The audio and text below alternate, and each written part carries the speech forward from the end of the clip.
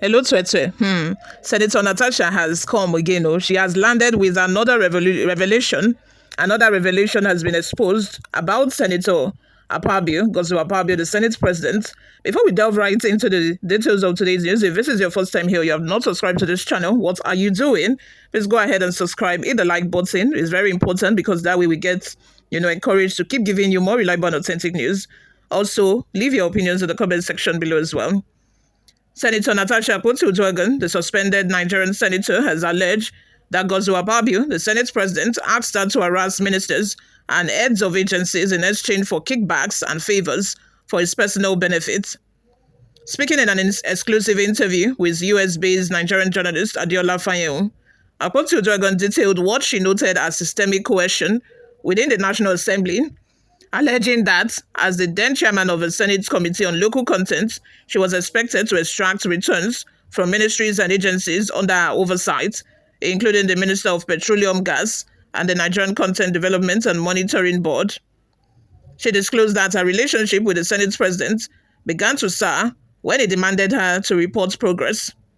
Believing this to mean a formal presentation of her work, she said she prepared a PowerPoint document outlining meetings, action plans, and timelines, but Pabio laughed off the report.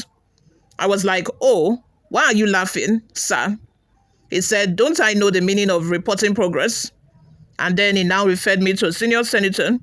He said, "Why don't you go meet this person and let him educate you on what report progress means?" She recounted. According to Natasha, the senior senator told her that reporting progress meant I should give kickbacks to him, money, projects, other perks. So it's more like the Senate president tasking the chairman of all the committees that periodically they are supposed to bring money to him or jobs. And for me, since I was in content, that means I have a Minister of Petroleum, I have also the Minister of Gas, then I also have the Executive Secretary, Engineer Felix. So that means I'm supposed to harass them for returns or periodically give money to the Senate president or jobs, she said. I was like, I can't do that. And they were like, well, that's the norm under him, she added. She claimed that Pabio himself confronted her, saying, if you don't know how to harass the ministers and the executive secretary of local content, that means you are not capable of running the committee. Akpoti Uduaghan said the Senate president's idea of deliverables are not tied to objectivity and performance, but more like what returns come to him. Natasha also alleged that Pabio repeatedly asked her to bring the executive secretary to meet with him, request she said she refused. To date, I never took or I never forced or coerced any of the ministers to meet with him.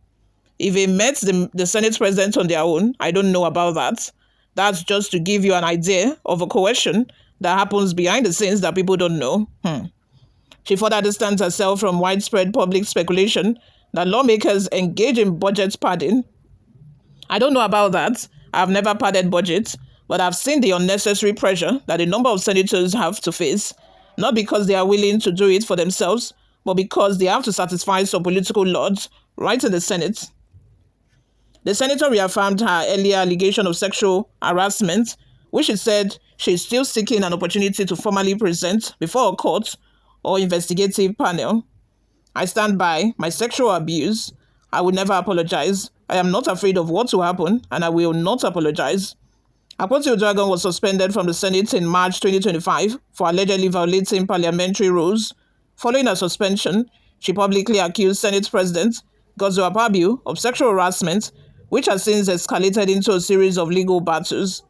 What are your thoughts? Let's have them in the comment section below. What do you all think of this?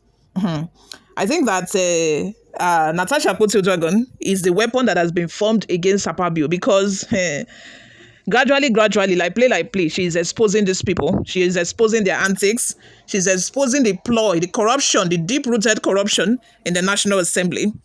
So automatically, the Senate President, Pabio, has turned himself into a lord, whereby people would come and remit money to him. It's either you give him a job, you give him a contract, worth millions or billions of naira, or you bring deliverables. And, his own definition of deliverables is not ordinarily a PowerPoint presentation or what you can do or not do.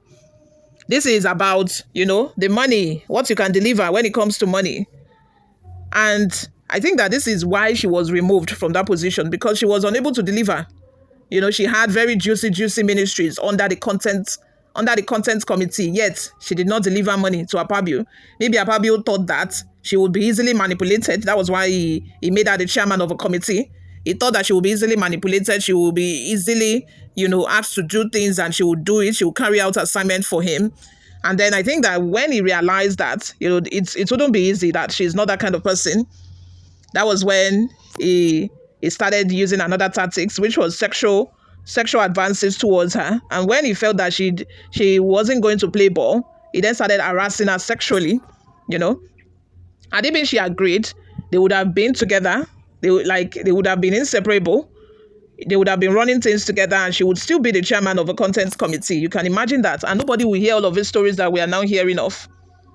In the first place, I think that Pabio is the least person that should have been made the Senate's president in the first place. This was somebody that mismanaged the NDDC with all of the accusations that was thrown at him all of those times, and you still make him, this corrupt individual, you still make him the Senate's president. Wow. I must say that I wasn't even expecting less. He's living up to his reputation so far. Abi? He's living up to his reputation. This is a corrupt individual right from NDDC. What are you expecting him to continue doing? With corruption. He's collecting salary of millions upon millions monthly, plus budget padding, and yet you are still tasking chairman of different committees to come and remit money to you, which means that some of these senators will be buying this chairmanship position with money. They would even buy it with money.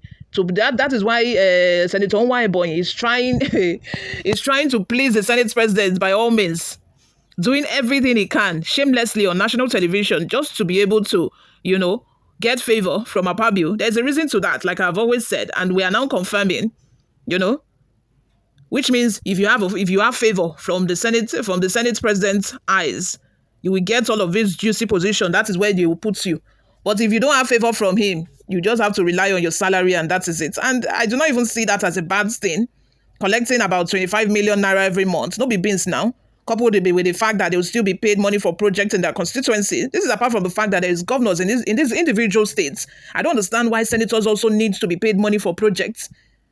I think that duty should be left to the governors alone. Governors should, find ways of building their states.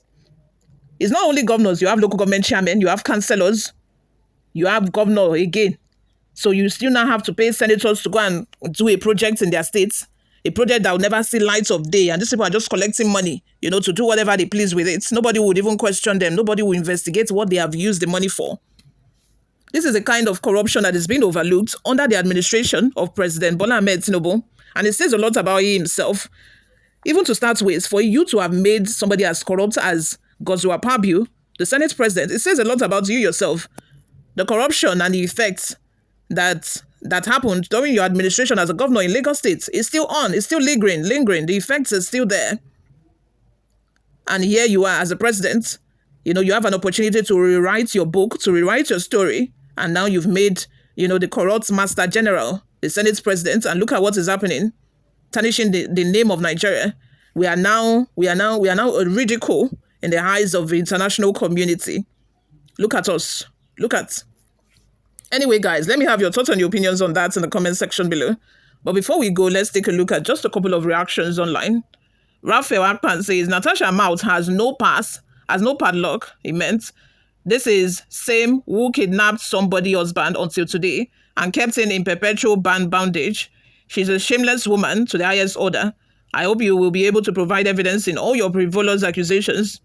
Agatha Effa says, my opinion here is that these people have too much money and food to eat.